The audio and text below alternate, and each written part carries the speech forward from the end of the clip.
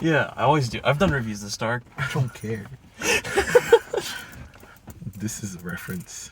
This is a reference. They wouldn't get it. You wouldn't get They it. wouldn't get It's the movie. It's like because it's dark in the car. And Yeah. it's like in the movie. My voice is a reference. Dude, you sound like yeah. Yeah, I kind of do. Say Kevin. Kevin. Okay.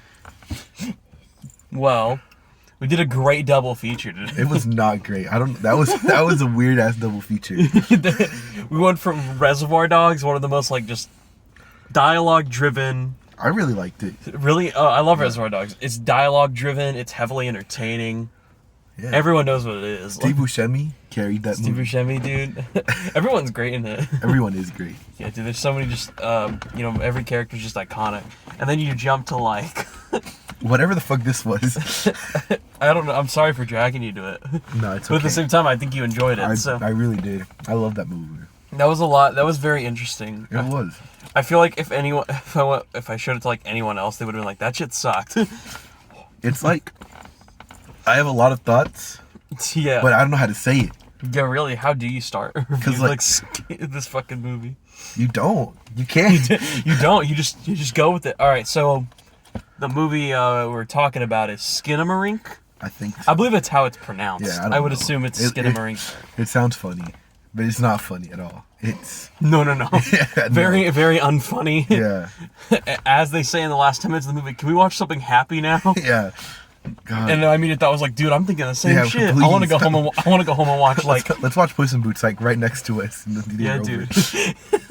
I heard Puss in Boots at one point in the movie. Yeah, no. I heard Avatar and Puss in Boots. They were I heard so the loud. bass. I heard the bass from one of the movies. It was- Yeah, because this movie, it's not necessarily quiet all the time, but Yeah. about like 70% of the movie is just like slight white noise, and then just like Nothing. clicking and maybe some rubbing noises. Yeah. If you rarely hear it, and then 5 or 6 times in the movie, it'll just go. They had and like scare They had the one shit. page. They had one page of dialogue. Like And maybe literally honestly, one they page maybe of dialogue. that's not a bad thing. I 'cause know. it does like a movie like this. Oh, I should go over the premise. At least what's written on IMDb, and Chris Stuckman said it in his review too because he read the IMDb Yeah. description. It's like 2 kids are in a house. Their dad Just gone. it disappears. Like they don't know where the fuck he is, and so do all the windows and doors in the house. Yeah. Everything is just gone, and they're just there in the dark with this one TV, creepy cartoons, and a bunch of Legos. Very afraid. And they're clearly like, well, first they're just weirded out, like, oh, maybe they're coming back. Yeah. Then as the movie goes on, they start to be very afraid of just something, like anything. Yeah. But we don't really know if there's anything there. They probably know better Yeah. of what Because they could they're see. seeing. They could fucking Yeah. see what's going on. Because we have like analog grain constantly on the Yeah. fucking screen where you can't see shit. You could barely make it out. And like if you try to make something out, it's like whenever you're trying to go to sleep and it's pitch black and you just like look in the corner of your room and there's just a jacket there and you swear it's like a person. Yeah. And you're just like, well fuck, I know it's not there, but like it feels There's like like it that is. one. You've seen Hereditary. Yeah. There's that one scene in Hereditary where he turns and it's like he thinks he sees the sister Yeah. in the shadow, and then like the bowling ball or whatever, the ball falls on Yeah, the I ground, remember that. and it's like weird and funny, but it's like insanely unsettling. Yeah. This movie's like an hour and 40 minutes. Of just It is that. an hour and 40 because Oh, like yeah. there is no credits, so this is just straight up 100 minutes The end. long. Boom. Yeah, the end, and then it says the end, and that brings up like the copyright skimmering thing, card cut, which I believe Paranormal Activity until it hit DVD and Blu-ray also did, and Blair Witch is also known for just straight cutting to like when it's over. So this is a found footage-ish kind of movie. Yeah, I need to watch those 2 movies, but Yeah, you should. Those are more fun. Those are definitely more like energetic because this movie is so slow. yeah. And it feels like nothing's happening. It just feels fucking visceral. Yeah, I feel like I wonder if the MPAA, like if this had like an official release, like because this isn't the theatrical release, but I mean Yeah. like if the MPAA rated it, do you think it'd be R-rated or PG-13? it'd probably be PG-13 cuz like Maybe it is just so, but it is so like intense. Like you Yeah. know, like The Conjuring isn't filled with violence, yeah, and that movie has It- no language. It's just that scary. it is. Yeah. Rated R? The Conjuring's rated R. didn't know Insidious that. is PG-13, which is weird because they kind of are very similar in Yeah. like what they do.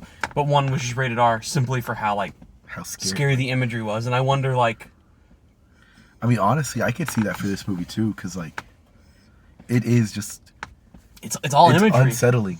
It's all imagery. Every shot, it goes from like cartoon on screen and it's like flashy because it's like on a shitty analog TV in the 90s, and it's like an old timey cartoon, like shit that's in the public domain, which they mentioned at the beginning. And then it will go from a shot to like Legos, and then it will always go to this shot of like the hallway, where you get like the two thin corners, a little bit of blue light, and then just dark grain. And every time your mind just goes like, when is something going to like come out of there? Yeah, literally. Every single time there's just a black screen, because it has a lot of like just blank shots. Just a shot. Yeah, probably about 20% of the shots. So every like 5 shots, there's probably one of just staring just like into nothing, and you just like, I know something's there. I feel like there has to be something there. Yeah. But I just, what is it? Like what? Yeah, you can't process it. Yeah. Your mind is telling you like there's like always like a face. There near the ending especially, they do actually have. I'm at the very 90% sure there was a face, or we're just hallucinating. Dude, like, I know, that was a face. There's one shot near the ending where it has like a red glare over it, and there's someone, I swear, sitting on the bed, and they kind of just fade away. Yeah, I noticed that too. I wasn't. It was like the girl's hair, right? Yeah, like I didn't. I had no fucking clue, because I was like, "Am I going fucking crazy?" I know. Is it either it's just like fading it into the wall, or it just wasn't there to begin with? Yeah. And like the whole movie is like that, so it just like fucks with you. So whenever you know that you see it, you can't even be sure, because you're just like, yeah, what the fuck? A lot of time, like for a moment, I was like, I think that was there, and I do think they faded out. But like for a moment, I was gonna like lean over to you and ask like, there was something there. I wanted to ask you too, because I blinked and I was like, wait, there was hair. I wanted to ask you too. I was like, what the fuck? Because it was very contrasting. Like, because there was something right next to them too, right next to the figure. Yeah. And like, I don't know, it just got more and more noticeable. I was like, oh, fuck, okay. This movie doesn't really have sequences, because it's kind of just like cuts. Yeah, a series of cuts. But there is one scene that I feel does feel like a sequence, and that's when Kaylee goes upstairs because she was her dad. Yeah. And you see like the dad sitting there. He says to look under the bed, looks up, he's still there, and then looks back under the bed, comes back up, and the dad's gone. And then it's the mom. Yeah. And it's just like dragged out sequence of like confusion, and at least the kid, because there's Kaylee and Kevin, and Kaylee's like the girl one, kind of starts to go against what she sees. Whatever's happening. And whatever's happening. Yeah. And then like sometime later in the movie, you see her again, you're just like, And at first I thought it was just like imagery, like to creep the person out. Yeah. But then through like little tiny dialogue spurts, you start to like realize like, oh shit, she might be like dead or like gone entirely. Like they might have just left him alone. It really plays to you because you don't know. They don't like make it official anytime. For all I know, none of this shit happened, and the mom and dad are alive. Yeah, it literally doesn't tell you anything. It's just like whatever your imagination tells you is happening is what's happening. There's like gonna be 3 audiences for this. There's gonna be like us who are like sitting there constantly curious, like trying to figure it out, and because it's so slow and just full of shots. Because there is a story, I do believe. There is definitely a story. I don't think they just put this together and been like, look how I'm so fancy. I'm trolling the people. Like, I feel like there actually is, like, something they objectively wrote. Yeah. That goes here to here. Because, like, the cool thing is this movie's shot where you never see people. Yeah. Really. You see the back of their heads or their feet almost constantly. Or the top of their forehead. Or just their hair. But yet you kind of piece together, like, when they move to a different location, even though it's either right on the floor, like on the ceiling, like the shots are weird. It's pretty fucking well done, because it's really hard to actually be able to tell that you're somewhere else if it's fucking pitch black, but they do it. Yeah. Like you can tell when you've moved to another room all the time. You can tell when you're in the living room and the couch is in the corner. You can tell when they're going upstairs. Just by like little lighting choices and certain angles that we've seen before. Yeah, the way they're shot, like just like whether it's like up, because like they use that angle a lot, like the camera just like going up, just like a little bit. Like you don't see a lot, but you see just enough. Yeah, the first weird thing you see probably in the whole movie is like a chair is on the ceiling, and you're just like, what the fuck? Why is that there? Really, that was my thought. I was like, okay, that's like the first like imagery that we personally see that's like, that's weird. Yeah, I don't. And the movie just keeps going. And it gets more and more weird. Yeah. I wonder if who we showed this to, if everyone, like, I don't think Angel would get through this movie. Yeah, definitely not. I feel like if I showed Gabriel, he may or may not like it. I don't know. I feel like It's a pretty hard movie to get anyone like sold on. Just like describing it to somebody, I feel like doesn't do it any justice. Yeah, I feel like the best way to see this is in pitch black dark. Like, you have to see this like in the darkest area. First of all, you can barely see shit if even though it was dark here. Yeah. So just imagine like trying to watch it in here. It would still be hard to see some of the things going on. Just for like little lighting. You need it to be like pitch fucking black. Yeah. You need to have this like... And have the best experience. Yeah, really. Definitely not with headphones though. No. Definitely on speaker. It's... Yeah, if you had headphones on, there's 2 or 3 scenes where you'd go, fuck! Like you throw that shit. You would start crying immediately because fuck. Well, yeah. Honestly, you could watch this movie with like no volume. Honestly, yeah, because they even subtitle it too. Yeah, there's only a few times where they don't subtitle it. And when they don't subtitle it, it is clear what they're saying. It's clear enough, yeah. Yeah. But honestly, when you think about those subtitle moments, it's usually them just saying the names. Yeah. Or something like sleep, wake up. Kind of like, just that's like, about it. So sure honestly, you know just the subtitle stuff is really all you need. You could watch this as a silent movie and it would probably be just as confusing and weird and also scary. Yeah. The white noise adds to it though. Yeah, that white noise is constant. Yeah. If you could technically put this on, because some people sleep to white noise, you could technically put this on to sleep to. Just every 30 minutes you'd wake up going, what the fuck? What the fuck? Yeah. Fucking wake up and piss your pants just immediately. Yeah. Fuck. That's an experiment. But yeah. Because it's so calming for like 20 minutes. Well, it's not calming when you're watching it, but if you just had it on the background, the noise wouldn't really be effective until you hear like a really loud squeaker ear rape noise. Or like a cartoon. Yeah, the cartoon. There's this one cartoon where it like glitches and it replays, and the sound of the cartoon, like, it sounds normal when you hear it once, or like, because when you see a cartoon, it's like, it's always weird music they have playing in this. But shit, that cartoon keeps replaying, and then the music just goes... The thing that gets me too is like, a lot of things just follow, rule of 3. It happens 3 times. Yeah. But it didn't. It just kept fucking going, and I was like... Yeah, you mean like when like people pan around and then comes back, or like the flashlight thing? Yeah. Yeah, normally it's like, rule of 3 is like, first time, someone's not there, second time you're like, oh, you think it's going to be a third time? Oh, it's there. Yeah. That's how all horror movies are. And this movie... 80% of the time, it'll make you think it's a rule of 3 scene. Yeah, and then nothing will happen. And you're just like... And then the 1 or 2 times something does happen, you're like, oh, fuck. Yeah. Because it's like, it's so... It catches you so off guard. Yeah, it's so well handled. I'm curious what kind of movie this person would make with like $1 million budget. Oh, it would be really fucking good. Because I don't think it would be like this. I think they would have to do something like way bigger. Yeah. Because this is a $15,000 movie, and I think it's made, what was it, 700,000? Yeah, something? 750,000, something like that. Of a $15,000, so it's already made its profit. Yeah. Very easily.